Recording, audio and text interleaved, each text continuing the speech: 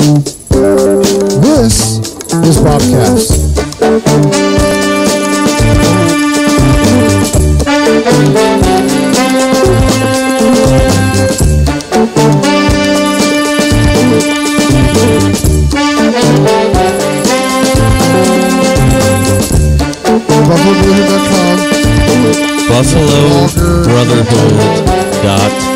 BuffaloBrotherhood.com.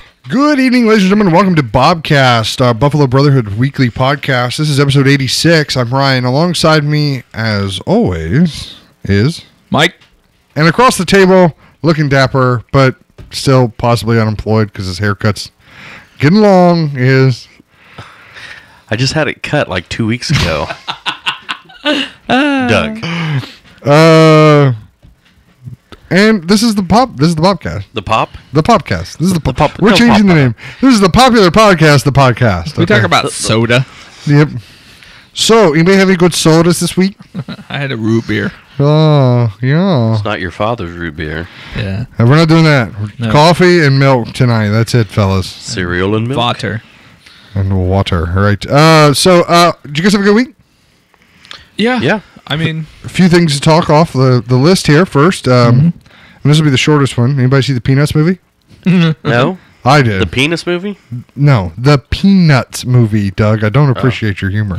Oh. The No, Charlie but Brown movie. I heard it did very well at the box office. It was incredibly Yeah, like enjoyable. 40-some million dollars. It didn't beat Bond, of course, because Bond came out as well. Yeah, but still, 40-some million dollars for an animated Peanuts. movie, yeah. Well, Was it like digitally? And how was it that? was. Have you seen the Smurfs, Doug? The new No. Smurfs. Okay. Let's see. Have you seen a video game, Doug? but it's not in live action at all, right? No, It's no. all But animated. how the Smurfs looked. Yeah. This is how the Peanuts looked. It's very. It's really interesting. 'cause Bubbly? Kind of. It. At first, it sort of took me out because I've never really seen. It's Peanuts. We all know what they look like. We know what Charlie Brown, Linus Right. looks like. Right. But to actually see their hair sort of textured in a certain way that, And not Charlie Brown green only has line. 3 strands of hair, but in my Yeah. mind, like Homer. like it's hard to me visualize that like in a 3D context. You know what I mean? Like, I didn't see it in 3D, but I'm just saying like the way it was created. Right. Just like 3 like Right. regular strands of hair and then one piece of like pig's tail in the back. What's the storyline? The storyline was actually pinned. By Schultz's, I think, son and grandson. Okay. So it was interesting to me they kind of kept it in the family, or it was 2 grandsons. I'm not real sure, 2 sons. Okay. But the storyline was basically just an amalgamation of a lot of the same sort of strips. But the major plot line through the whole movie was the Charlie Brown wanting to ask the little red-haired girl out on a date. Oh, okay. I mean, it's all similar themes. Yeah. So kick the ball, Red Baron. The Red Baron thing was a bit much. I mean, it went on for a while, but to me, like it always does. But I'm sure there's people out there who It love always Snoopy. does.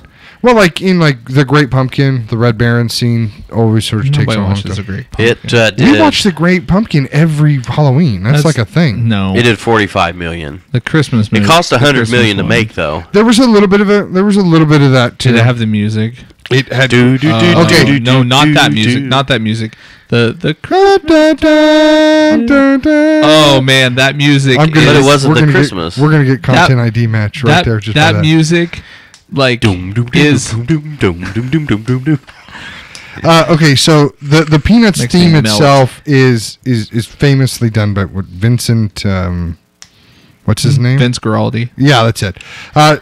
All of Or the themes. Guaraldi. Yeah, all the themes have been redone by a different guy. I mean, but they all sort of. Blasphemy. Well, I basically that guy's dead. So use So- the original. Well, they couldn't make the originals fit to where they go, but it's all the same themes. It's not like the Star Wars music where it was completely like revamped and redone. Right. It, like, they didn't- Ladies and gentlemen, Danny Elfman.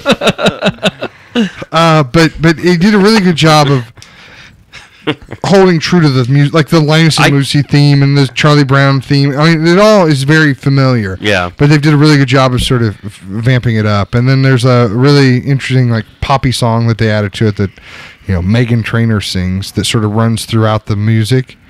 or runs throughout the movie, and it's done a really good job, and the kids really enjoyed it. And Vince Guaraldi died in 1976. yeah, that's what I'm saying. Like it's hard to bring that back. Wow, he died at 47. What did he die from? Wow. Spectres has to pull in $650 million to break even. Yeah, it will too eventually. Yeah, I'm sure. It did pretty well this weekend. Doug's talking about the new James Bond film. It did $73 million, just shy of what they had projected, I guess. But anyway, yeah, no, I'd heard very good things about the Peanuts movie. It was a really cute movie, and if you got kids, my daughter was 4. She sat through the whole entire thing. My son was 7. But we've always been a very Peanut-centric family. Like, I love Garfield and Calvin and Hobbes, but like even as my wife and I got married and ran away from the end of the parade line or the procession line. You know, Doug, that thing you haven't done yet. At the end of the wedding, after we've kissed and we leave. Mikey, you were playing the music. Is that what we played? We played the Linus and Lucy theme. Whatever. Really? Yeah. And our dog's name is Lucy, and I think that was sort of kicked off a lot of the Peanut stuff. Wow. And we came out to "You're My Best Friend" by Queen. that's pretty good. It's got a good beginning. Yeah. No. Ooh, you make me believe. You know that Yeah. one?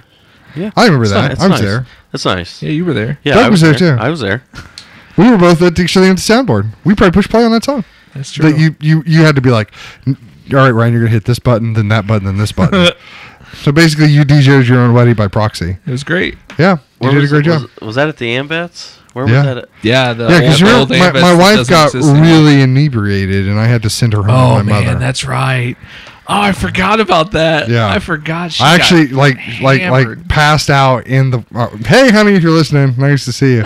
I forgot all about that. Like she just for weeks leading up to your guys' wedding, she was like, "I'm so ready," because Noah was born by then. Right. She's I haven't been able to go out and have a good time with my friends since I had my baby. I'm ready. And by 4:30, I was calling my mom. You have to come really get her. Weird. She had 2 Bud Lights. No, it was like No, that was Ryan. it was like Long Island iced teas. I wasn't drinking because I was afraid that I was going to mess something up. But yeah, it was a good time. But yeah, so we've always had a very Peanut-centric back house. to your wedding. Sorry. Linus and Lucy. No, I'm just saying that we've always had Halloween. We always watch we watch The always worst watch of the movies, yeah. I like Great Pumpkin. It's the funny. worst of all of The them. whole thing, Charlie Brown always getting a rock and Charlie Brown not knowing how to work scissors is hilarious to me. It made me laugh right now when all the kids go up and they all get candy and they go to the street corner. And he's I thought this was going to be the short part of the show. I'm sorry. Anyway, check out Peanuts. Yeah. Check out You Peanuts. made that statement. I know. This will be the short part. I know. We're going to spend an hour talking about No. So other things that happened this week. First off, on a serious note, did you guys follow what's going on in Paris today? Yeah. Yeah. That's crazy. Yeah. The band. Coming soon to United States near you. I Probably. listened to that band. What was the Eagles of Death Metal? Yeah. Yeah, it's got Josh. Did they die? I don't know. I follow them on Twitter and Because they on basically Facebook. took that theater hostage. Well, the as theater far as I know, is it's a still- lot bigger than what they only have about 100 people. From this point, this is what we know. We're recording Friday evening. There were This happened just years 60-ish before. people died. Yeah, but there was 100 people that they're supposing that they have hostage of in that theater. That theater holds 2,000 people though, so there's a good chance a lot of people escaped and got out before that happened. So, but regardless, 60. That's a lot of people. Well, I'm following the band on Facebook and Twitter. And I have been for a long time because I'm sure them for a long time. that they probably would have posted something if they were. Josh Homme is the guitar player for that band, who's the lead singer of Queens of the Stone Age, who was also in them Crooked Vultures with Dave Grohl, and he does a lot of stuff with great Dave Grohl from the Foo Fighters. So there's this connection with them. Makes sense. All I gotta say is it's not things, and I would not want to be living in Europe right now. I wouldn't want to live in Paris. Things are a what do they call it? Crazy Tinder box over there right now with you have all these whatever migrants coming from the middle. Well said, Doug. The migrants coming from the Middle East. They posted something. They said, "We are still currently trying to determine the safety and whereabouts of all of our band and crew. Our thoughts are with all of those people involved in this tragic situation." But to bring everybody up to speed in case... What's happening? Is that just on our end? It's just on our end. Okay. Maybe it's not. Maybe it's just you. I don't think so. I think it's on Doug's I think microphone. your mic's not plugged in all the way. All right. Well, while you're not... There we go. There you go. But to just lay it out very quickly, I mean, obviously there's been a big influx of immigration, Muslim immigrants, migrants, refugees. Nobody really knows exactly what these people are, if they are truly refugees, if they're actually, just people that want to get out of the Middle East but aren't actually refugees. The band's safe, I guess. There's a later update that says that they were all safe. But you have a huge backlash now growing of all these countries that have had to take them in. Hungary has completely closed their borders.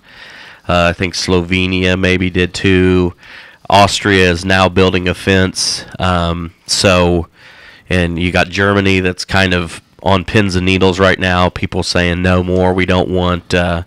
We don't want any more. They were taking a lot of them though. That was Germany's they were taking. Big thing was they were asking everyone to come to Germany. And they were actually, people were recommending. I guess there were a few German politicians saying things like mandatory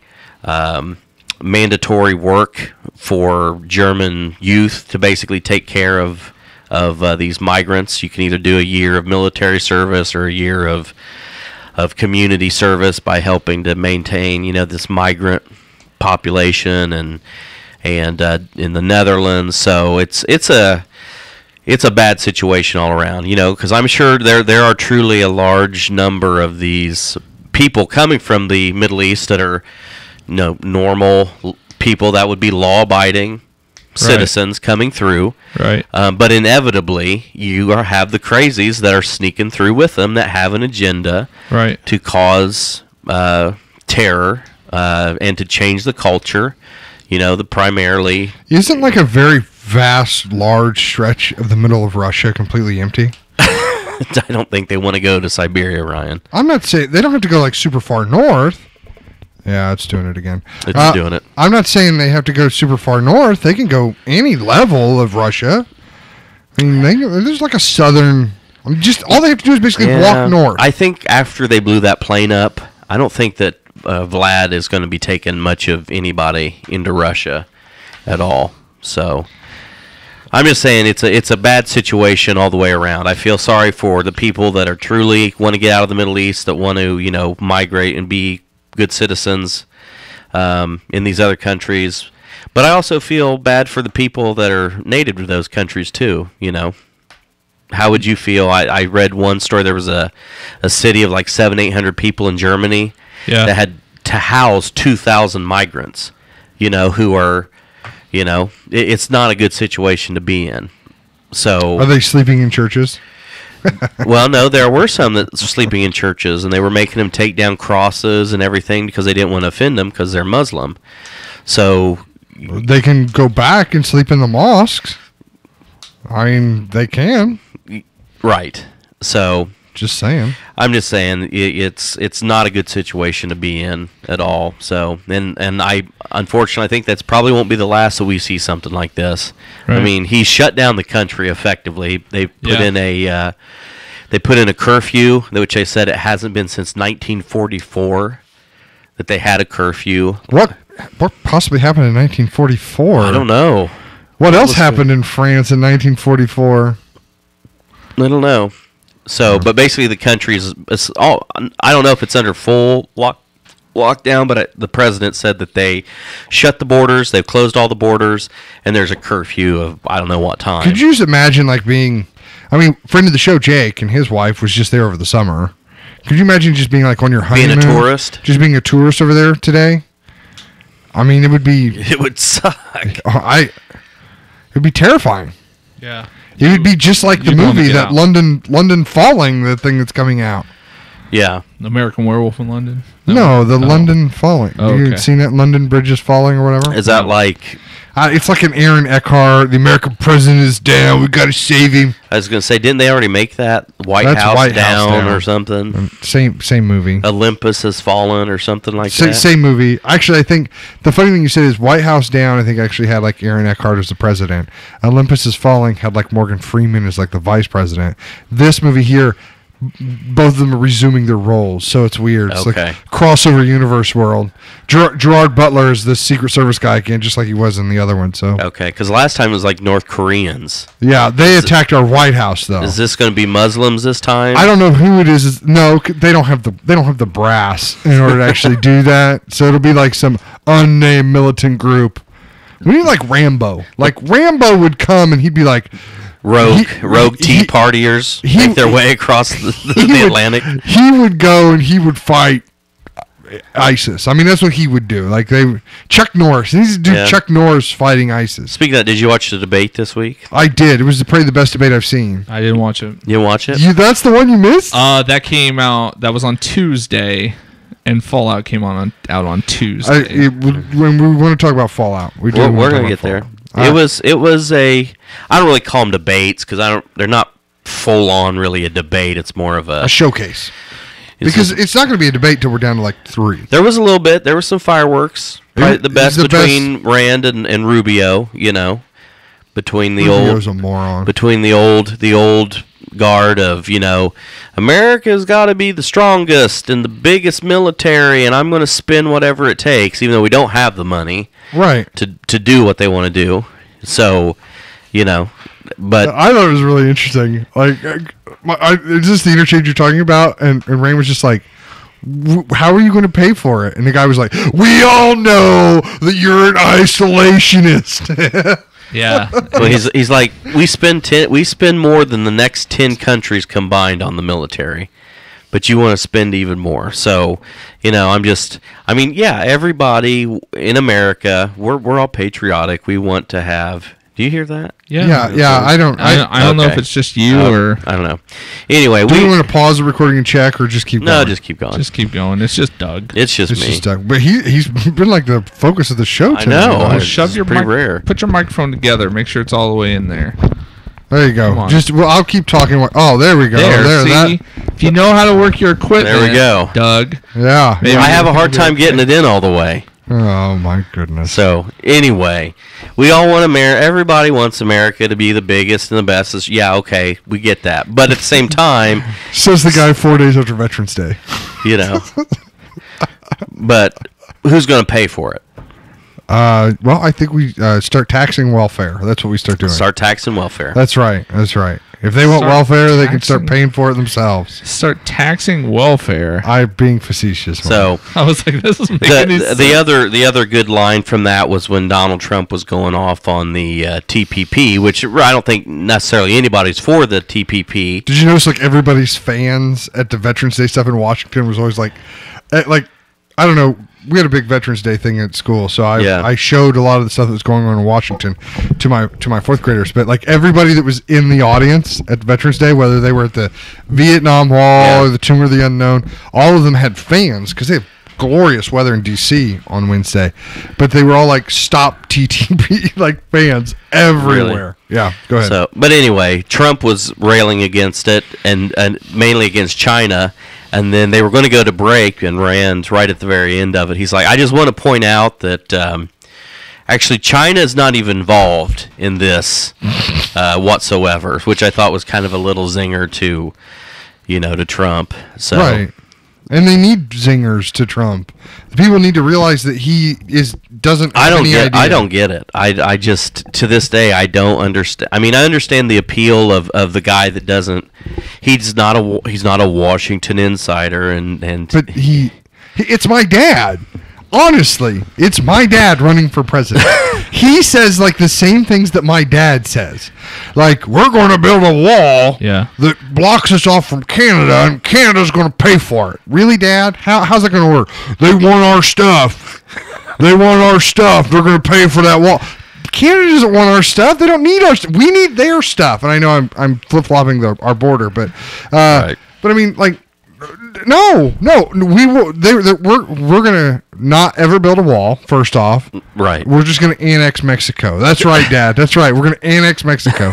The 51st state is Mexico, and if we just annex all the way down, then we can build a really small wall at Panama and just be done. It'd just be cheaper to just, all right, Mexico, just come on, you're 51. Yeah, that's right. And then just Puerto Rico revolts.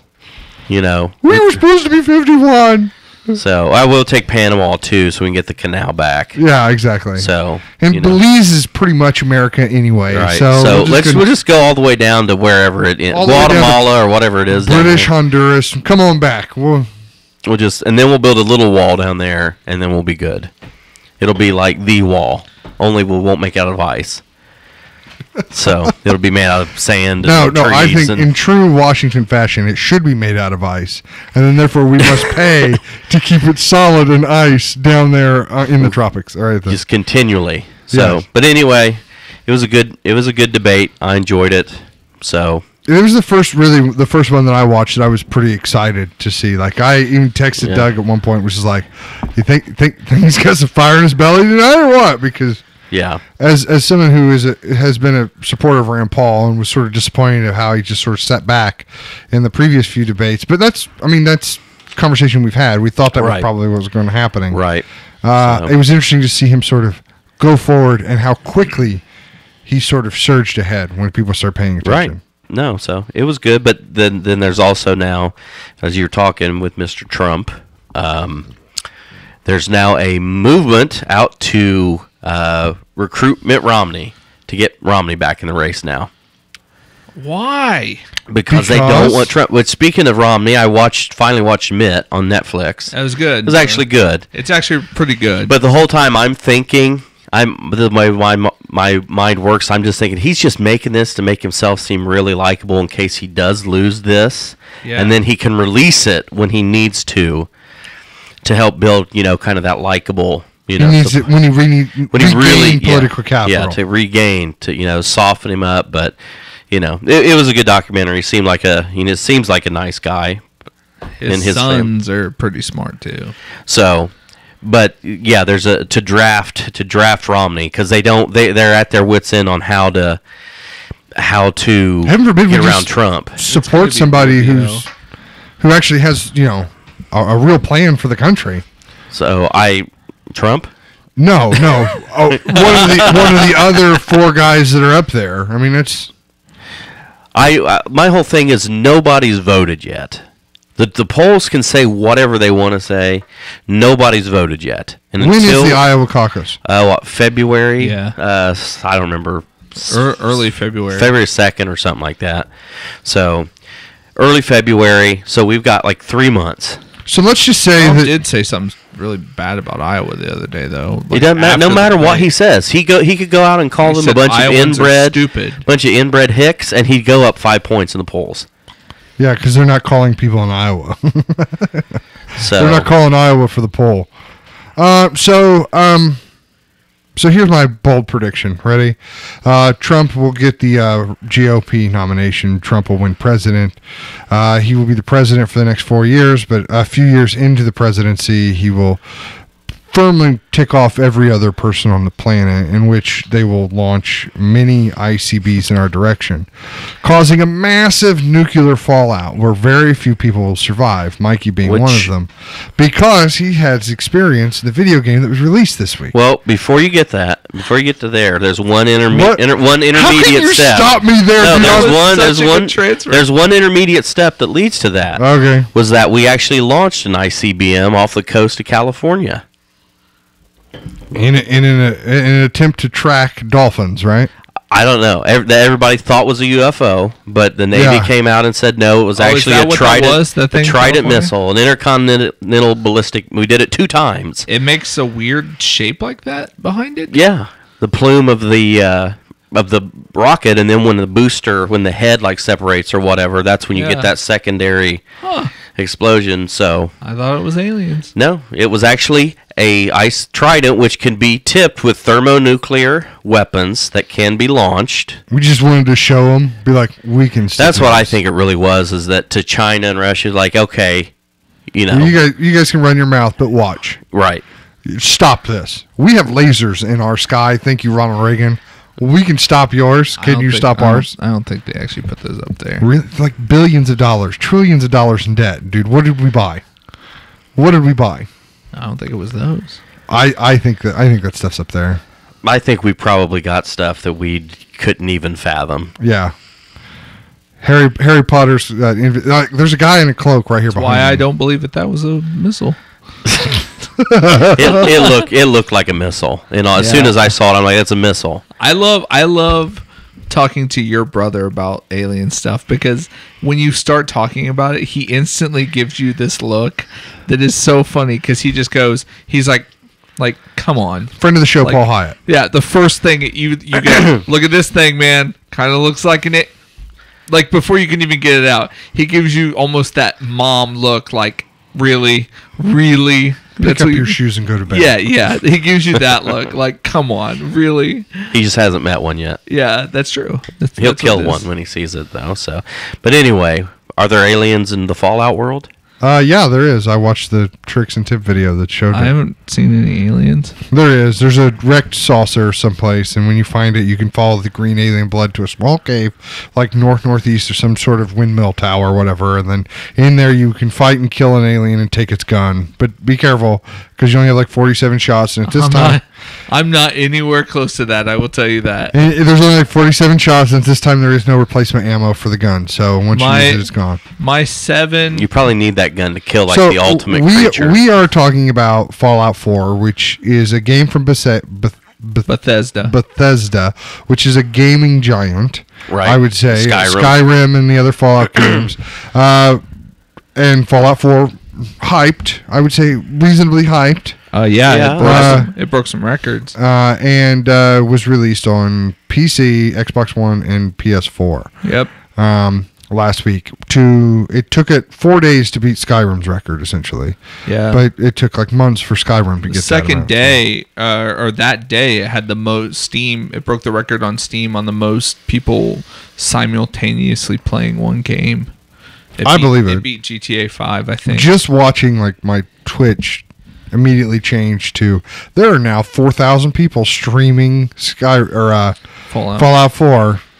It's really good. It is if you like the Fallout games, which I did, I just never had the time to commit to them because I got into 3 late, so the graphics were kind of were a turnoff originally. But then New Vegas is really fun. I got deeper into New Vegas, but every time I got into one of those games, I never had the time to do it. But I committed myself to playing this game, and it came out on Tuesday. And for a guy that has 2 kids and works, I've put 7.5 hours into it already. So I've put some time into it already, and a lot of it is not main questing because I'm not a first person shooter guy. $750 million in the first day. Yeah. So in sales. That beat James Bond. So it beat let's see, was it Call of Duty Black Ops 3, they did 550 and million. That just came out. That's going to beat the Star Wars opening weekend. Yeah.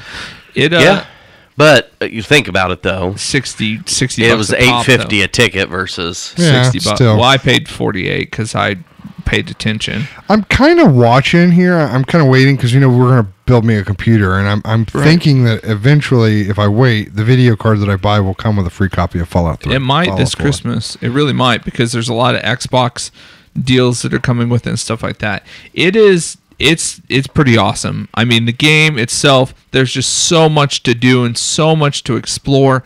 I'm exploring so much now that I'm ending up in a lot of areas where I shouldn't be at my level because I'm only like level 6 right now, and so I'm actually trying to go to other areas and level up because I'm trying to do the main story and I'm not very good at it. So because I'm not good at first person shooters, but I'm pretty good at this game because if you use the VAT system, which is an accuracy shot system, slows down. It slows you down and gives you, and that's been in almost every. It's been in Fallout. Since 3, yeah. So 2, right? No, it wasn't in 2. Oh, I thought it was in 3 2. was the first person shooter style.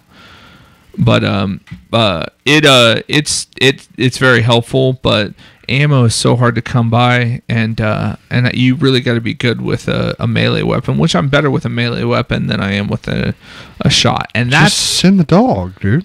The dog is not as strong as you think it is. Actually, I just found out that you can actually put armor on the dog. So I think there were some people that were reporting that the armor doesn't actually change the statistics of the dog. Oh, changes you can put a bandana on it, and I can't wait. Goggles? I have a bandana and I have goggles on my guy currently, so I'm wearing a lot of bandit outfit stuff. I don't use the armor suit very much, and that could be my problem. Is that I need to start using the armor suit more often because it's so slow and it runs out of power very easily. So it's hard to keep up with. So one of the things I did see online was somebody else was reporting: don't leave your fusion cores in your power suit, because when you're away from your settlement, if it gets attacked, your settlers will get in your power suit, and sometimes they'll never get out. Really? Yeah. Well, mine's setting there, so it's ready to go. So if they ever need it, they can jump right in it. But if you're not using it, I guess it doesn't matter. Yeah. So I'm trying to do the main story as much as I can. I want to finish that first and get through that. But there's just, you get sidetracked, and it's just like Skyrim. The Skyrim is the same thing. Where when I would get into Skyrim, I would start and I'd be like, okay, I'm going to go do this. I'm going to go do this. But I got to walk all the way there because I've never been there yet. Oh, look, a cave. Well, let me go in this cave. Oh, look, a deer. Let me chase down this deer. Oh, now I'm skinning deer. Oh, it's been 4 hours and I've only gotten halfway to the point that I need to be. This same situation. I end up on task, dude. Dude, it's hard. It's hard because so much. Well, they actually say with Skyrim, the worst thing you can actually do is go and follow the main, just play through to the main storyline. You miss a lot. And I know that, and that's why I'm branching out as much as I can. Well, here, in the world. Okay, so I've seen the first hour to 2 hours of gameplay. All right, and it's very emerging. Don't say you've seen the first 2 hours, because you've seen 2 hours of playing. Because you can do anything. Okay, you're right. But I've seen a guy play 2 hours. I've seen about 4 different guys play the first 2 hours. They say the main storyline's only about 20 hours of gameplay, and I've played 7 hours, and I've only done 3 quests. But I'm just saying, involved in the main storyline. But what I'm saying is the crux of the hook of the game, right, is that you are a family, and in the process of this, you're in Vault 111 or whatever, 101. Vault 111. You're in Vault 111. You end up down in the bottom of it. The thing is about the vaults, if you don't know the background of Fallout, is that the vaults are actually made by this evil company that basically set up all these vaults as test areas for people. And so in your vault, well, in Fallout 3, you find out all these different things about all these different vaults. One of them is they tell people to sacrifice one person every year or they'll all die.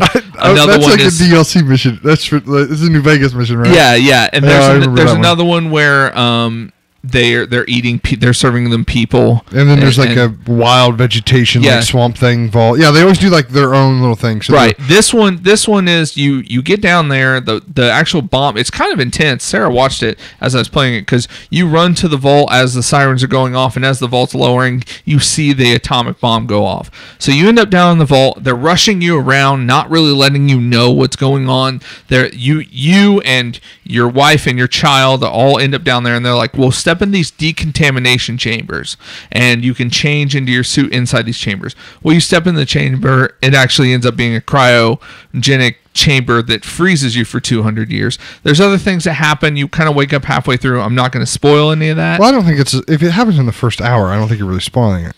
But that's what I'm talking about. It's an important part of the... Okay. Anyways, your child gets... Says you watch your spouse gets murdered and your infant child kidnapped. Thanks, Doug, for ruining it. Well, but it was kind of an intense moment, and I'd like people to realize it themselves. Well, I don't feel like that was much. I mean, that your spouse gets murdered, she gets shot right in front of you. Well, you know there's a video game. You know the. It doesn't matter. Okay, all right. Regardless, okay. Here's my thing.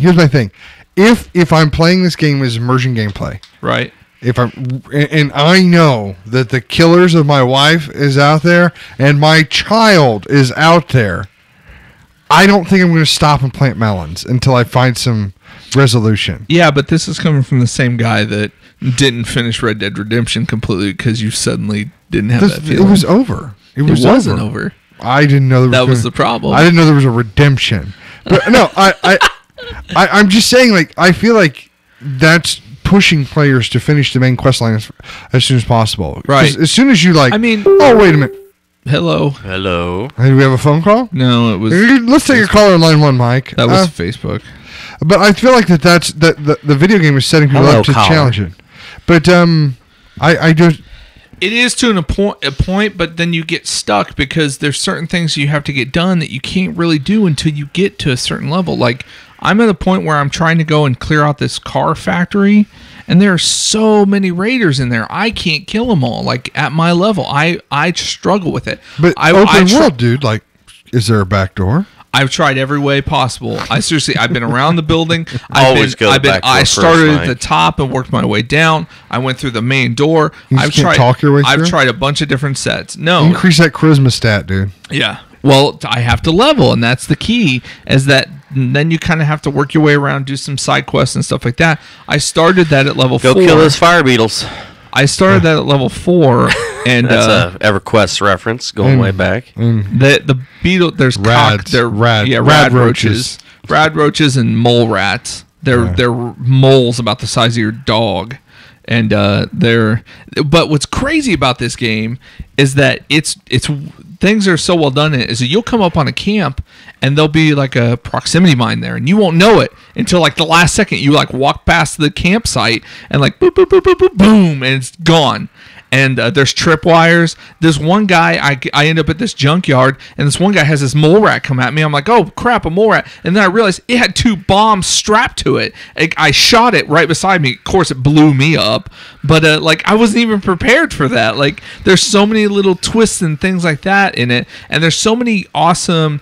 the game makes you go out and search for stuff because there's so many special perks on if you find comic books and bobbleheads, stuff like that give you these permanent perks to your stats. So basically, if you're a super paranoid gamer, then it's perfect for you because you're going to be looking constantly. Oh God, somebody's going to kill me. Something's out there. Yeah, you're very skeptical of every person you come up on because you'll come around the corner and one guy will be talking and then another guy will start shooting at you without even getting a chance to do anything. One of the other things I read that was pretty intriguing about the game is the I don't know what you want to call it, sort of the environment. Yeah, is a persistent sort of environment. More so than some of the other games in the genre. So like the NPCs or the raiders or the spawned in raiders and so forth, they have their own like sleep cycles and like duty cycles and so forth. So like in every Fallout before, you would just wait until daylight and start again. But now like if you actually go out and hunt at night, you might catch raiders sleeping rather than up I ran into a couple that were sleeping.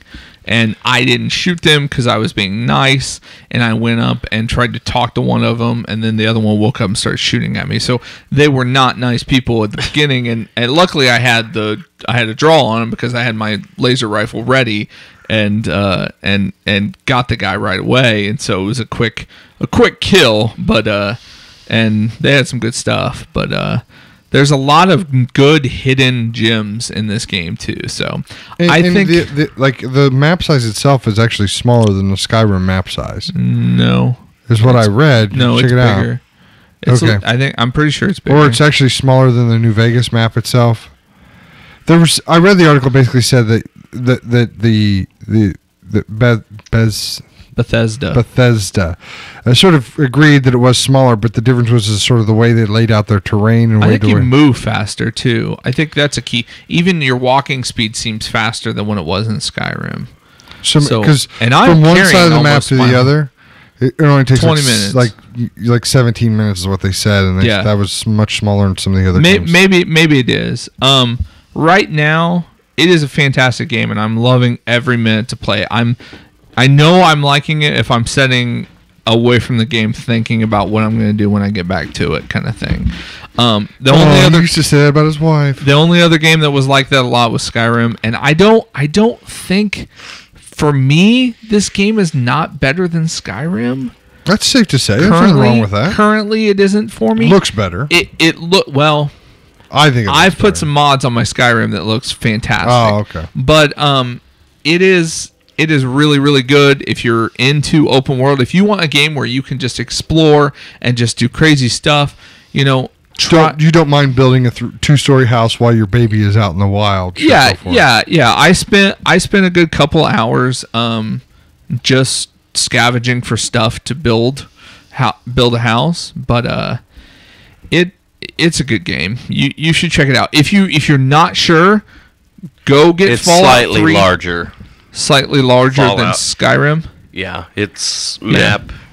They're saying Skyrim 39 miles squared, whatever their mileage units are. Fallout 43. What about Fallout 3? 16. Oh, I must have misinterpreted the. Yeah, maybe the walking speed is what makes the difference. Maybe that's what they're referring to. It does. It seems like you're moving faster. So if you're not sure, you should definitely, if Fallout 3 is on sale, go get Fallout 3 and try Fallout 3. It is a Fallout game. That's the key thing. If you don't like Fallout 3, you are not going to like Fallout 4. It really is the same game in a different area with better graphics and more weapons and customizations and stuff like that. It's a better version of Fallout 3, but if you don't like Fallout 3, you will not like Fallout 4. Guaranteed.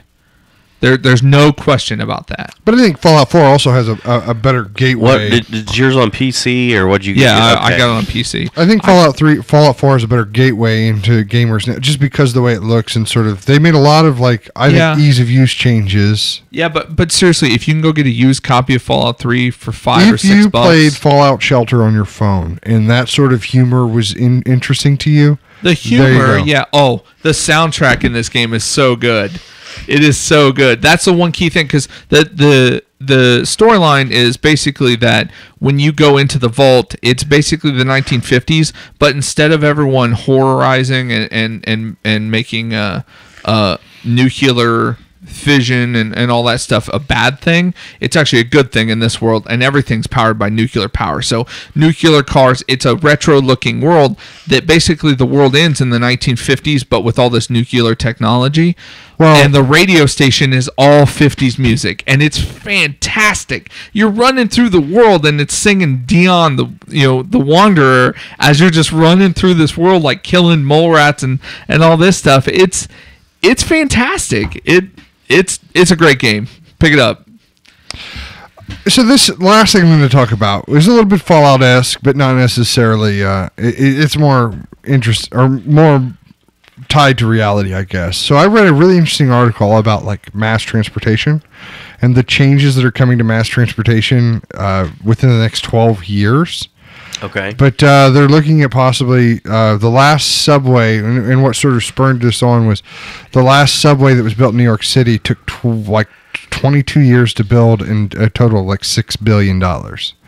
So LA is looking to change their current transportation setup and adding more public transportation.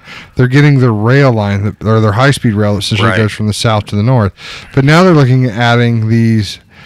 I wish I could remember what the site it was that I was reading the article on. But if you just Google essentially futuristic mass transit in California, you'll see essentially these hypertubes that have individual cars. So they fit 12 people or whatever, but they use low pressure zones in order to move them in sort of a less friction sort of environment, or a lubricated sort of environment. And they're looking that with the same sort of price that they built the subway system in California or in New York, they can implement the same thing in California and really cut down what they feel like a lot of traffic. But the only reason I bring it up is because I knew we were going to talk about Fallout 4 tonight, and I knew we were going to talk sort of futuristic looking things. But if you guys haven't had a chance to check this out, I'm assuming neither one of you saw the article at all?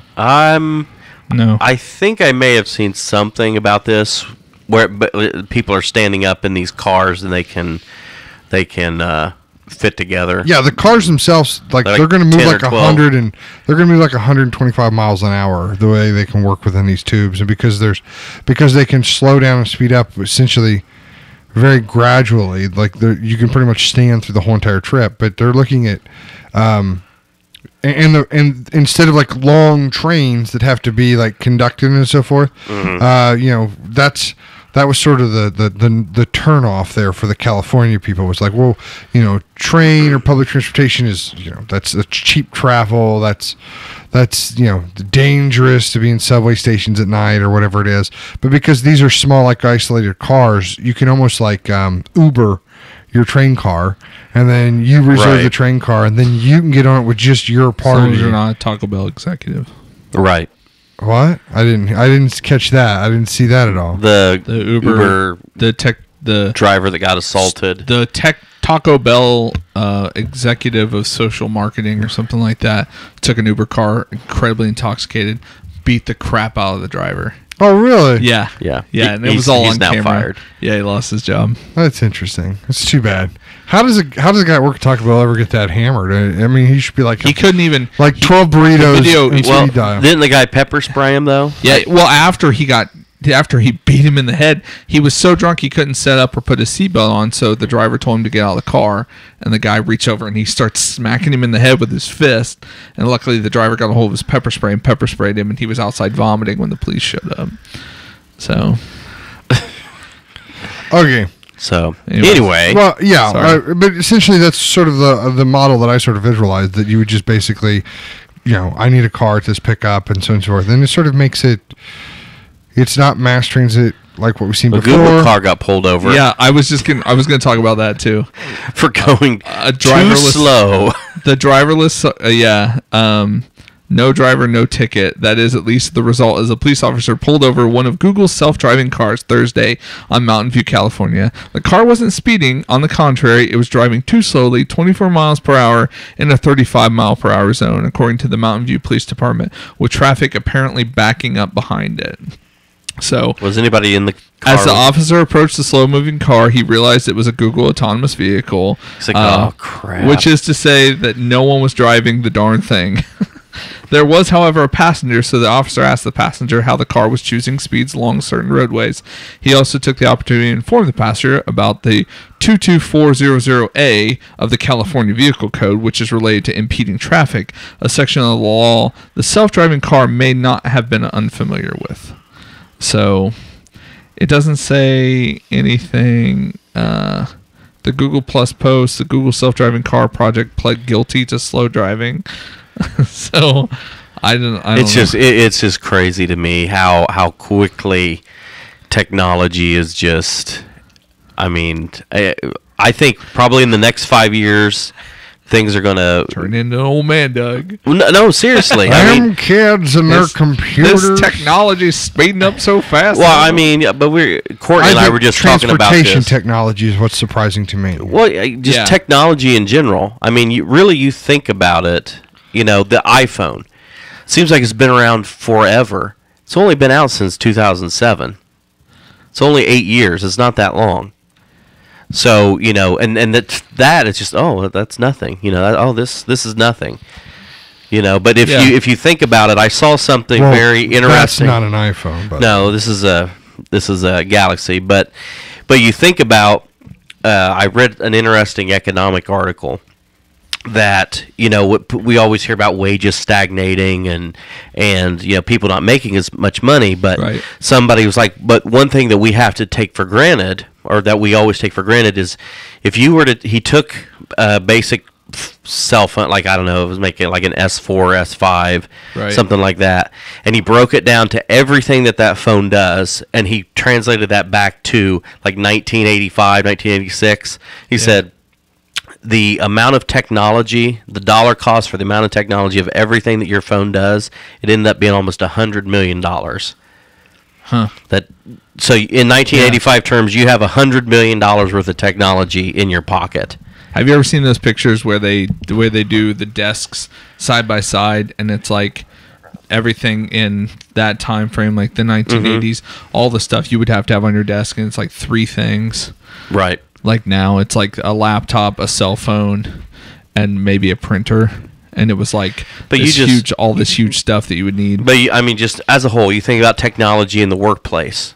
There are a lot of people warning that there's going to be such a disruption in the workforce. Now I've always been of the opinion, as we innovate, as we innovate, we find new areas of opportunity as human beings to produce something. I don't necessarily know what it will be like with. I think honestly, I just had this conversation. I think that I myself is going to be out of a job. Not and teachers. Teachers are going to be out of a job, and it's just going to be you'll pay a minimum wage employee to essentially babysit your kids inside a room full of computers, and they will log themselves onto Acuity and iStep and MobiMax and whatever sort of teaching curriculum, online teaching curriculum that they use, and there'll just be a teacher that basically quote unquote teacher who's just basically a minimum wage employee that walks up and down the aisles and just writes down what they do. Yeah, make sure that they're doing their own computer. So it'll be like the Clone Wars. Yeah, well, I think we're probably closer to that than what people realize, especially as more and more school systems continue to run financially in debt, or it starts off really slow, like, hey, for 2 hours a day, these kids are going to be in the quote-unquote computer lab. Well, and then this teacher is going to teach this subject, and that teacher is going to teach that subject. So what you can essentially do is almost immediately cut your teaching workforce down to a third. Yeah. So I mean, there's a current shortage in what we have, but really, they're going to be like, well, we can't hire good teachers, so we're going to have to implement this new schedule in place. As long as they no longer hold me accountable to what my kids know or don't know, then I'm. No. It can't be like the Clone Wars. It needs to be more like the Vulcan planet. Yeah, that's where the kids are in those like half circles. Yeah, and they're down there just like learning everything like crazy in those little circles, and there's just one person like walking around like monitoring. Exactly. Yeah, that'd be kind of cool. Okay.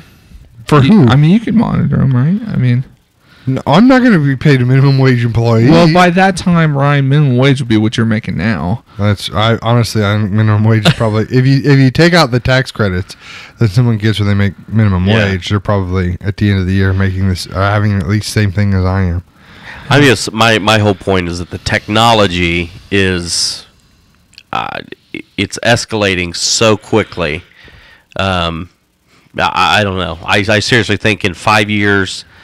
5 to 10 years, the world will be so much different than what we know it today. Things like transportation, education, manufacturing, even like with this whole movement of $15 minimum wage.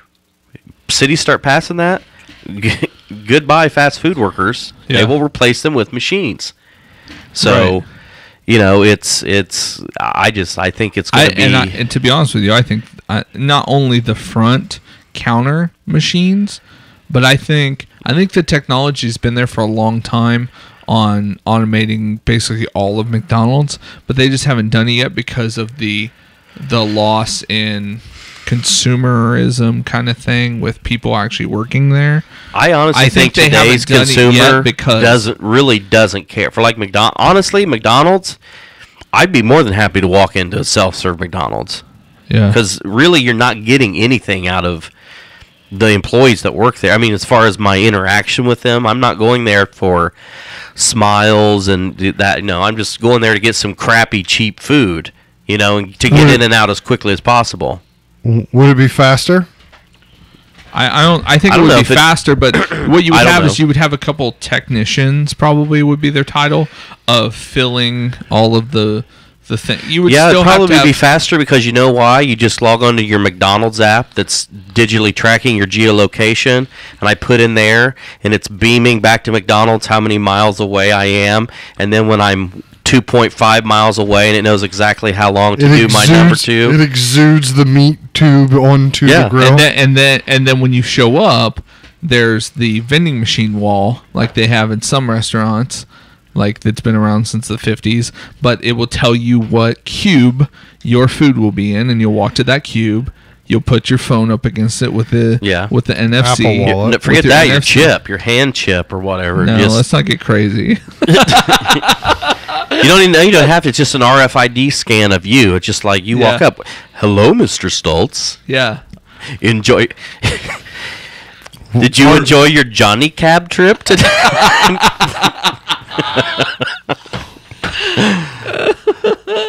I mean, at what point are they like you walk in and be like, and I'll be like, and I'll go, no shit, that was terrible. Oh, Mr. Sultan, bing, bing, bing, and I'll get a ticket that'll come out of the wall like Demolition Man. Oh, for cussing. Yeah. Be like, Mr. Parrott, you look like you put on a few pounds. May we suggest the grilled chicken sandwich next time? No. The technology, but like there's just an article today that the new Vizio line of TVs are going to actively be sending information back to. You basically have to have, like, for these new TVs, EULAs. You'll have to agree to them because they'll be constantly sending data back to companies. I need to buy a new TV. Noah's TV went out this week. But they'll be constantly sending information back. We bought 2 TVs that were the same brand at the same time, and they both have had power. Their motherboard's essentially gone out, and there's like 6,000 complaints to the Better Business Bureau about it. But really, there's just nothing. It's a bad TV. Bad TV. I think it's going to be some very strange times. Do you think there's going to be a space for podcasting in your future? Yeah. I think that human beings are going to be in a really weird position because if you think about it, we could get to the point where literally machines could do everything that we need them to do. You could have fully automated factories, like with maybe 1 or 2 human beings there. We're going to have a huge population purge. Well, yeah. But I mean, the White Shrew says, "Why are you laughing at that? Too many people on this planet. We need because the thing is, if you take it to its logical conclusion, all of the conspiracy theorists out there that talk about stuff like that, they're right. I mean, really, because think about it. If as human beings, how many people would you need when the people that control all of the capital can produce a factory or factories that can automatically produce everything that they need? I mean, really the only thing for a common person to do, I guess, would to learn to be an artisan, because in my mind I would see that what would be really valuable is the human stuff, things, artwork, pottery, Beeper. You know. Peeper. Have you ever seen so much peeper? You know. Smell the peeper. Remember when people wrote without their mind? Right. So, well, there's that calligraphist thing. Have you ever heard about that? Where there's only like 5 guys that still have this art of the master calligrapher's order, master's calligraphy. Like nobody wants to do it anymore, so it's not a thing. I'm just saying it's crazy times, you know, like Star Wars almost, you know, get to that point, you have to start spreading out through the universe. You know, we didn't talk about Star Wars at all this episode. We're going to talk about Star Wars next episode. We're going to talk about Thanksgiving. What are we at? We're at 56 minutes right now. Let's talk about it. I think we can talk about Star Wars. Okay, so here's the thing. Because our next episodes are Thanksgiving episodes. Talk about Thanksgiving. All right, so let's talk about Star Wars real quick. So there's been lots of trailers. There's been UK trailers, there's been international trailers, there's been TV spots, and there's been books released now. There's been pictures of books released and so forth. And I think as I posted on Facebook earlier in the week, like, you know, here's another one. I can't remember what verbiage I used with that, but it's just sort of my mentality a little bit to me. You're afraid. I'm not afraid. No, I'm not afraid. Afraid is not what I am. You're concerned? I'm kind of at a point where I'm worried that I'm going to know too much. B, immediately starting to lower my expectations for fear of not living up to them. Right. And then sort of C, like, I still want to be surprised. I still want to be shocked. Nothing that they've shown has surprised me, though. I know that. And a lot of it, I know this is going to sound really weird, I guess, but or cocky maybe, but I feel like everything that I've seen so far still supports most of my original theories. Okay. And everything I've seen so far still sort of supports what I sort of the direction of the movie that I would want it to go. Right. But I am a little I just kind of like, you know, if you Google Star Wars leather jacket conspiracy, you will get a website or blog postings about how there's brown leather jackets on 4 main characters, and just so that we can't positively identify that she's crying over Han Solo's body. But I know, I feel like I know within my soul that she's crying over Han Solo's body. There's just too much. I don't think she is. There's just too much of a farewell in everything that we see Harrison Ford doing. And And the fact that they kill Harrison Ford off in the movie, to me, is even just an ode again that J.J. Abrams would do because of Harrison, or the urban legend that Harrison Ford was begging to be killed off in the original story. Right. So I feel like the fact that he would do that for Harrison in this movie is sort of another ode. And I don't think that's him. I understand you don't think that's him. Do you think that's him, Mike? Yeah. I don't think so. I do. I think it's him. I don't think that they would put that in there if. I think that they feel confident that no one's going to be able to parse out that is actually him. And I think we're right on Kylo Ren being Han and Leia's son. I do too, because they're, the more, that's the Skywalker line that we're following. Right. And I think what we're going to do is we're going to, again, see a flip within the next 3 movies. I think Kylo Ren is going to be the redemption story in which we didn't see before. I think he's going to be where Anakin started off as good and then flipped to evil, and then Luke started off as unknowing and sort of stayed good but redeemed his father.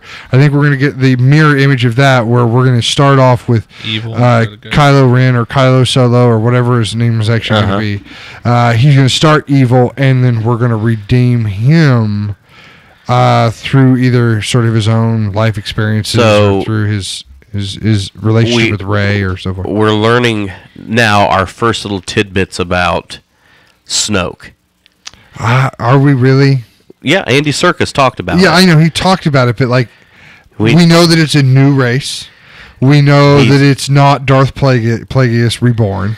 Well, there's a lot of people that think that he is. Read the article. It says that he's not. Well, he could say that. Well, Doug, if we're not going to believe what they're saying, then what's the point of having this conversation? I think he's just made of energy. I think that's why we've never seen the character. I'm just saying that he is a beam of light. He said that the character was very tall. He's a very large character, and the facial structure was such that it could not be done with prosthetics. Right. Because it's an alien. It's a new alien. It's some type of it's alien an alien creature. We've never seen before. So it's not a Camino. But it's going to be like they're saying, and I don't know.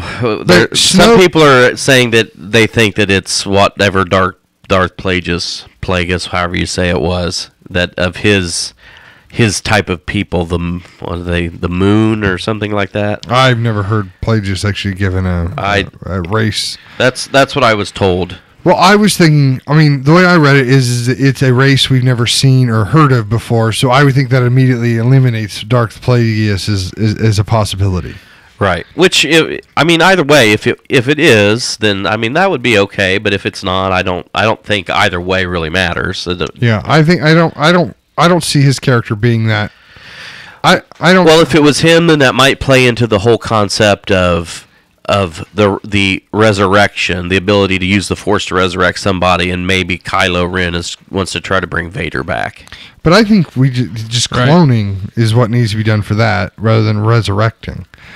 I don't feel like what we saw at the end of Episode 3 was resurrection of Anakin Skywalker. I feel like that was Darth Sidious sucking Padme's life force into Anakin to sustain him until his cybernetics could take over. I don't think it would have been resurrecting, though. I think that's not the power that they were talking about. I feel like it was more like a life vampire, is the way I've always imagined it. Oh, you think that Palpatine sucked away Padme's life force to keep Anakin alive? He needed her to die. Well, yeah, I think he needed her to die, but I don't... But I feel like that was the root of Plagueis' power the whole entire time. It wasn't a matter of just... It wasn't like... And I might have to listen to it again or read it again or think about it again, but the way I always felt like it was worded, it wasn't necessarily a rebirth or a reborn. It was more either a transfer of consciousness from one body to another, or just a prolonging of one's life. By sucking in the energy of something else, like I said, like an energy sort of vampire, like a livelihood vampire. I just think that's a new theory that's floating out around there that's Snoke may be Darth Plagueis, which either way, if he is or he isn't, I don't think it really matters. I don't think that I don't like that storyline at all. But it could be there. We did get some unconfirmed reports that Max von Sydow is actually Rey's foster dad, essentially. And that's who I think she's crying over, and that is that character. It's true. It would make sense that she would cry over him, but in the way that I chronologically order these events, there's a picture of some old man and in a brown robe with Oscar Isaac's character Poe in the droid, and it looks like they're in sort of a hut. Yeah, this is a kid's book. This is the kid's book. Yeah. And so that book is actually at my school today. So it looks to me that kind of feeds into my idea that Rey maybe had some sort of relationship, some sort of mentor maybe type relationship with this gentleman, and he's the one that dies when the attack on Jakku happens. I don't think that happens in Jakku though. I think that happens. I don't know where it happens. I just think it just based on the background and the scenery and sort of the look of her face and the sweat and the makeup and stuff that she has going on. To me, it makes more sense. It's more in the sequence of events with where Kylo Ren was present. I mean, he's present on the Jakku. You see him land. Yeah, but I mean the lightsaber battle between Finn and I think there's going to be a battle sequence that starts in the day and ends at night, and the ending of that night is sort of when all this happens.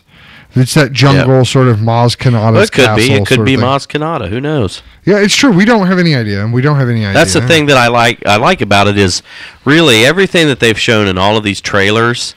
Nothing that they have shown as it's progressed has, like, with Finn, the first time we see Poe getting marched through the Star Destroyer, I made the comment, and I'm sure many other people did, like, I bet that's Finn as a stormtrooper carrying him through, and he's going to help Poe escape. And sure enough, now in this last trailer, we've seen him with his mask off in the Star Destroyer, whatever they're in, and he's got a hold of Poe, who's beat up. Right. And you see a TIE fighter escape out of the hatch. So it looks like that indeed Finn has probably helped Poe escape for some reason. We don't know why. Right. Well, I think he sees Kylo Ren do that to him. Right. He sees Kylo Ren torture him or that Yavin disaster. Right. But BB-8's an interesting character as well as the droid. But so through the trailers, though, we've sort of been able to piece together that we do believe, or even in the toys, BB-8 is always referred to as Poe's droid. But we see that he starts most of the trailers and so forth with Rey. So sort of the plot line I've got in my mind is that all these things take place somehow. Either Poe's X-Wing or BB-8 ejects to Jakku where Rey finds BB-8.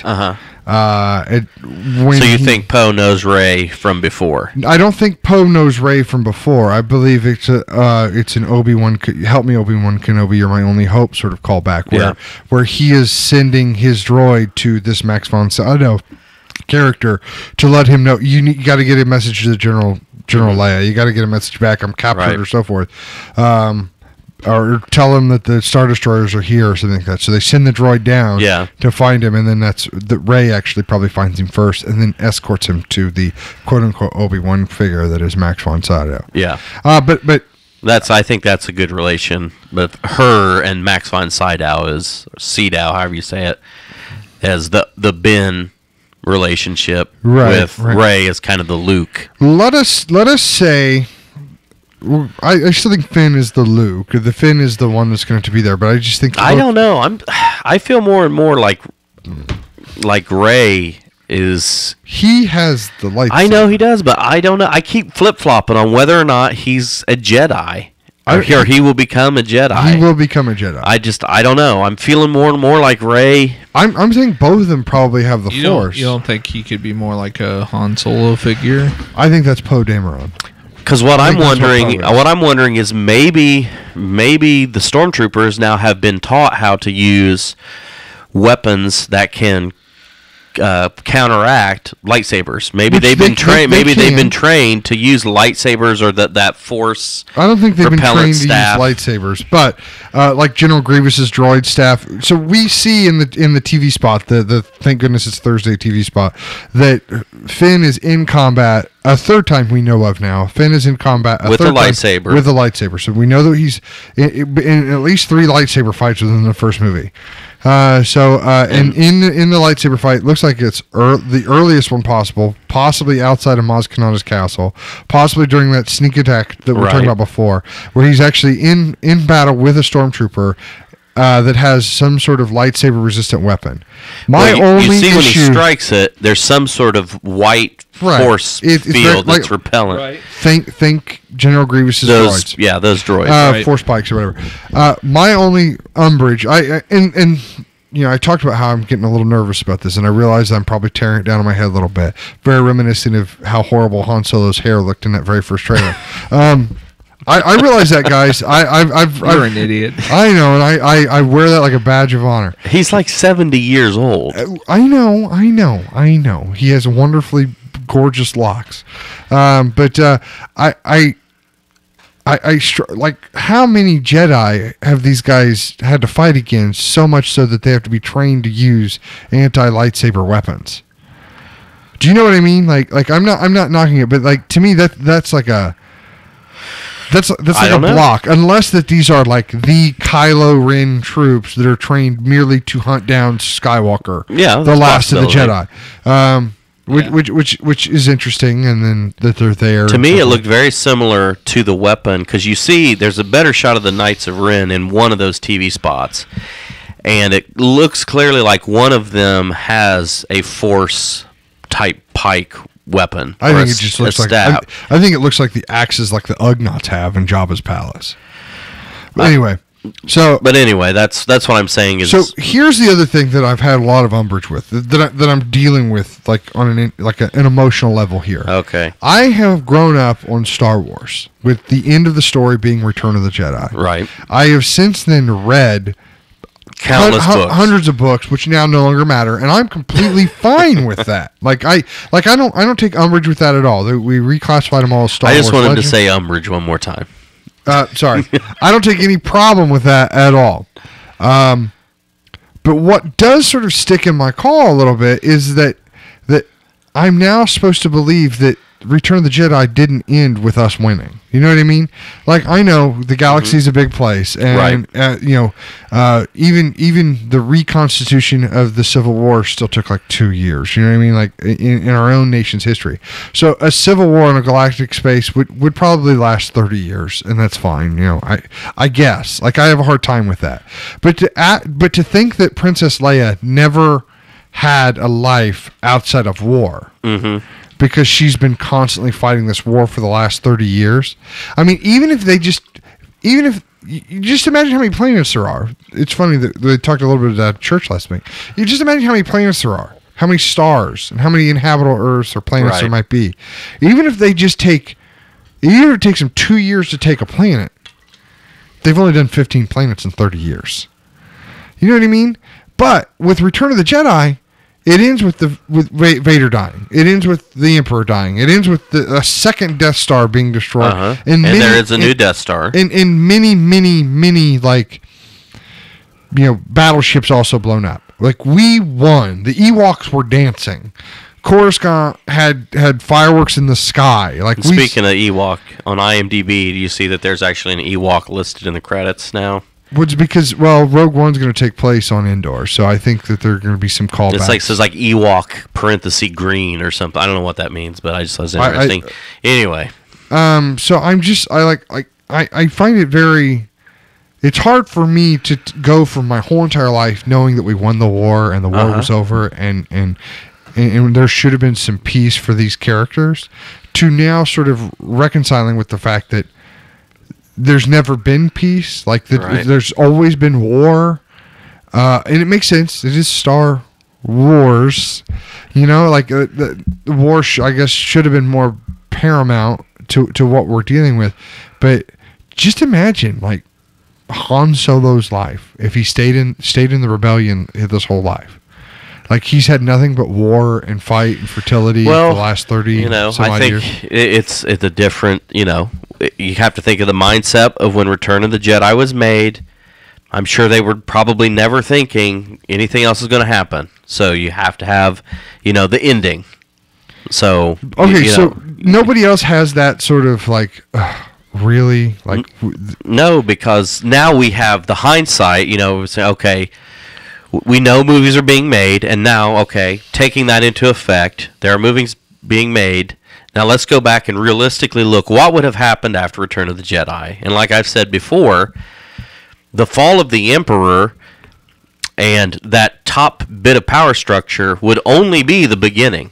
You still have to deal with the whole remnant of the imperial bureaucracy. The people that are defect to the Republic. But the people 30 years worth of that? I don't see. I mean, why not? think of how long it took the United States with the reconstruction of the South.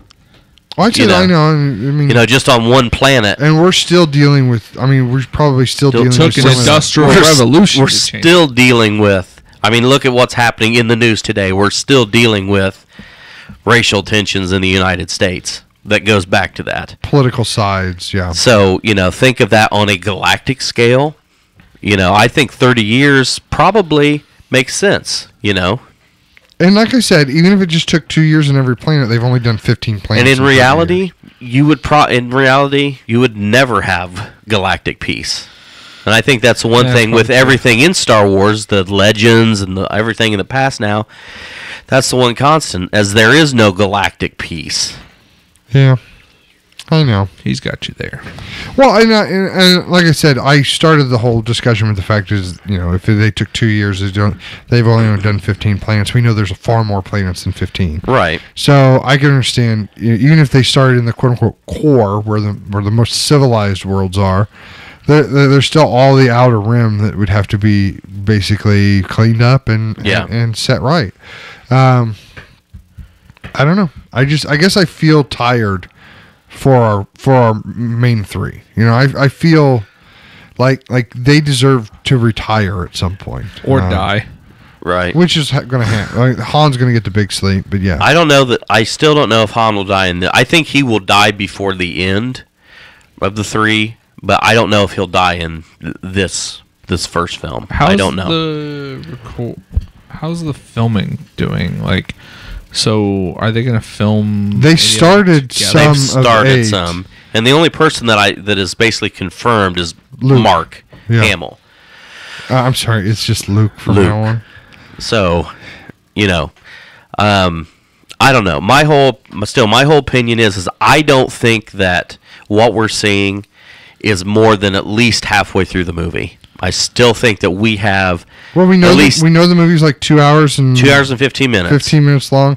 We know that if you take all the footage they have and sort of line it up in sequence, maybe 22 minutes long. So is it actually that much? That's what I saw the last count with the TV spot. And we know there's going to be a making of TV spot. We know there's going to be an Disney XD spot that aired in UK earlier today, which was quite interesting. If you get a chance to see it, you guys need to check it out. But a lot of that footage is duplicate, though. No, I'm saying there's 22 unique minutes of footage that's been released. It doesn't seem like there's that much to me. Well, there's a lot of different spots. The one thing that I will say, like Nerdist, I still watch a lot of Nerdist news, but the one thing 2 minutes. I think I know that's what they said. It just doesn't seem like it's that long to me. It's not 2 minutes 22 seconds. No, there might be 20 minutes of total trailers released. Okay, all right. Just search this then. 20 minutes is a lot, Ryan. Jessica Chobot said maybe it's 12 minutes 20 seconds. 12 minutes 20 seconds. Still. That seems right. I could buy that. I could buy something closer to the 10-minute mark. Yeah. Star Wars Force Awakens compilation IGN. That should get it there. But I bet they haven't updated it for the new footage. Anyway, so Nerdist was basically saying that there was a website that had taken all of them, put them in the best known sequencing that Making Star Wars essentially is saying has happened. Yeah. And she actually said, don't watch it. She said, you watch it, from everything they know and everything that they're learning and everything they're talking about, it gives away way too much, that it actually make it unenjoyable. So I guess I should have said it before I gave you the sort of the search engine thing to do, but does it say how long it is? This is not what I wanted. Watch all 7 Star Wars theatrical trailers.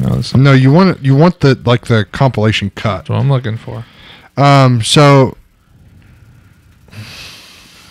yeah, we'll look and see if we can find it. Yeah, maybe we can watch it during the break. I I don't want to watch that cut she's talking about, but I will say I want to. We can maybe look at the break to find out how many minutes of footage have been released. There's a whole thing too that like Making Star Wars has talked about how the map to Luke Skywalker is actually located inside his weapon, and that's why everybody wants his weapon. Like there's some sort of code or some way that he can do that. So like C-3PO becomes really important in like finding Luke Skywalker's original or finding his hiding place because it's hidden inside the original lightsaber, and that's why. That's why Kylo Ren wants the lightsaber rather than the fact of the connection to Anakin. He wants to find out where Luke is hiding. Okay. But that's just from MakingStarWars.net and that's sort of their theory of what the droids essentially are needed for. Okay. And that could tie into BB-8. That could tie into C-3PO. But R2-D2. And they in the article from EW, J.J. Abrams and Mark Hamill, they did, and I have to eat crow and apologize for this, so I'm sorry. They did basically confirm that there is a flashback sequence. Oh. They did? Yeah. So I'm not, and they also said that Rey has been orphaned on that planet since she was 5 years old.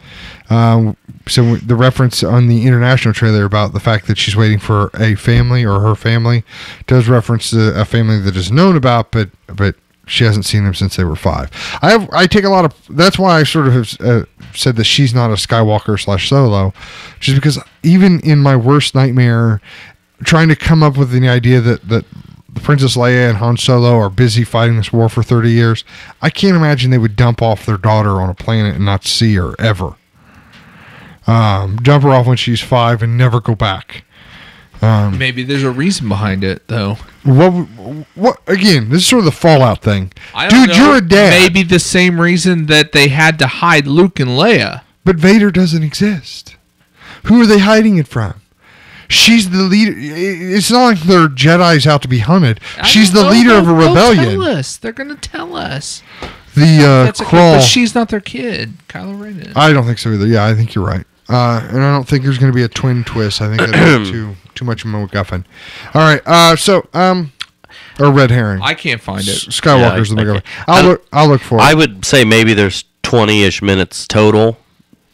But if you clip, really though, but if you clip out there's 10 seconds here and 20 seconds here of her being in and around a Star Destroyer. Well, when you add them all together, okay, there's a minute of footage of her in and around getting something out of a Star Destroyer. Okay. But for me, the concept of that is just something very minor. If you think about it, the things that you do know is she's on a desert planet. Finn helps Poe escape. Finn is on the desert planet with her. They get attacked by the First Order. They flee and meet Han and Chewie. End up on the Star. They end up on the Millennium Falcon. End up on the Falcon. End up meeting Maz. Well, here's Kanata. the thing. Okay, let's stop there for a second because all the things you led up to, it to me is interesting that they don't even introduce themselves until they're on the Falcon. So there's all this running away. So that sequence has to be much shorter than what sort of the trailers have led up to be. Because there's all this running away. There's all these blasts. There's all this being hunted and fighting and so forth. And when they're finally on the Falcon, it's like now they have a chance to say each other's names. So to me, that's really insightful and sort of supports what Doug is saying, that I think what we're seeing is so much of a snippets. There's a possibility that things we're seeing in the trailers don't even make it to the final film. Yeah, just cut one way or the other, or stuff that was sort of left out on purpose or cut specifically for the trailer. Right, yeah. And that very well could be. But I'm just saying the concepts that we know, we really, the concepts that we know, in my mind, make up maybe a third to a half of a movie. But we still have, huge chunks of why things, the impetus. Well, I don't think we're going to get a lot of why, but we're going to get a lot of who, and then leave us with why for 3 more years. Well, I think we're going to start to develop the why in this, but, and probably end us with some sort of big hook, to lead us into the next movie. Yeah. That's I think too, Luke will, if he appears in the movie, it will probably not be till towards the very end. Oh, listen, how do we change our stories, gentlemen? Well, I don't think we ever said... Let's go back to episode 77. I don't think we ever said that Luke was going to be in it alone. The argument that is on tape about how I said that the only way Luke was going to be in it is like that he's going to be the MacGuffin. He's going to be the end goal. Oh, no. Oh, Doug did. Luke's going to be in it. Luke's going to be in it for the whole time. And the only chance we might see. So we can go back and listen to the footage. Yeah, but we're probably all wrong on everything so far. I'm just glad to see you at least coming away to my way. I don't think that Luke will be in it as long as what. When you look at the original trailer, I don't know that he'll be in it as long as what you take away from the first trailer that came out. But as each successive trailer has come out, you definitely get the feeling, and now that JJ and them have discussed it, you definitely get the feeling that they're holding him back for whatever reason. But as I said before the show, I'm done with trailers. I don't want to see any new footage. Release some other stuff. 34 days. Whatever you want to. But 34 days. I'm done with trailers because if your number's right on if your number was right on 22 minutes, that's too much. That's too much to maybe it's see. 12, 22. I know. Still, even 12 minutes. 12. I thought minutes, it was too. 12 minutes, fine, but no more. Well, no more. I'm done. I don't want to know anything else. I thought it was like 10% of the actual movie. You have sucked me in with just the little bit that you've shown me so far. Don't spoil it. I think they started the whole train too early. I know they needed to for marketing and so forth, but I feel like for what you're going to show us, you started it too early, and now we're going to be left with. I mean, I watched Grey's Anatomy and freaking Scandal the other night on ABC to get 5 or 6 new scenes, like that. Like for what the TGIT, the Thank God It's Thursday. Why did you do that? Why wouldn't you just wait? Because I wanted to know when it was going to be on. Well, I wanted to see it when it happened. It looks better on my television than it does on my phone. It's bigger. I wanted to see it. I wanted to. You don't have the capabilities of technology, so I get it. I would just find it on YouTube, throw it to my TV, and I don't watch it. But once we get a new TV for Noah's room, then the Roku stick is going to the living room, and then we'll be able to do that too. I think. I can't decide. I only have one HDMI port on that TV, so we'll get you a splitter. We do have a splitter. So can I just throw a Roku on like the third slot of my splitter? Actually, they're Black Friday. They're gonna have a Roku for $25. I have one. Do I need another? I don't know. It's up to you. Okay. All right. I was just trying to find the total running time of the trailers. I will look it up as soon as we're at break. Okay. So speaking of break, it's been an hour and 26 minutes now, so I think we can probably wrap this up. We're going to come back next week and talk all about Thanksgiving. Sort of. Doug's going to give us his top 5 recipes for Thanksgiving and the holiday. Oh, I am. Okay. Mikey's going to give us some pro tips here on how to decorate your house and make it all festive for the holiday. Yeah, we talked about this before. Brining the turkey. Oh, he's going to talk about brining his turkey. Ooh. Doug's doing the decoration tips. I apologize. If you want more insight on how to brine a turkey in your homebrew kit, you can follow Mikey at FoodMan2 on Twitter there. That's 2 O's, 2 into the number 2. If you want to get Doug's list of drinking games at any festive party, you can do that at Refried Evil. If you want to basically just get updates on when the shows go live on YouTube, you can follow me or the show. You can follow me at BuffaloCast. You can follow the show at BOBcast Nation. So follow us on Facebook at facebook.com/Buffalo Brotherhood, and check out our home on the web at buffalobrotherhood.com. It's been a great show, guys. Happy Star Wars to you. Happy Fallout to you. Happy Thanksgiving next week. See you guys then. Goodbye. Brotherhood.